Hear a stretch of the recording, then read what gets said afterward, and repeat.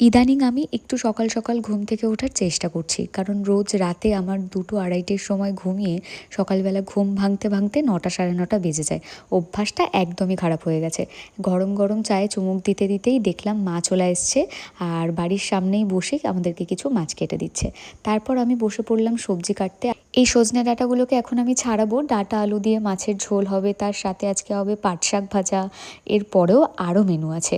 ঘেটকুল পাতা তোমরা অনেকেই জানো হয়তো, তো আমার না ঘেটকুল পাতা ভীষণ পছন্দের, তো সেটাই আজকে বাড়িতে হবে।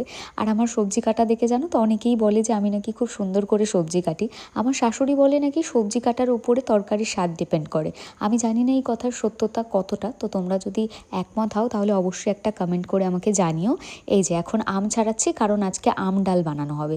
এই আমগুলো আমার বাবা নিয়ে এসেছিলো। এই যে পাট শাক, যেটা আজকে কেনা হয়েছে। পাট শাক আমার ভীষণ ভালো লাগে, আর ঘেটকুল পাতাও ভীষণ ভালো লাগে।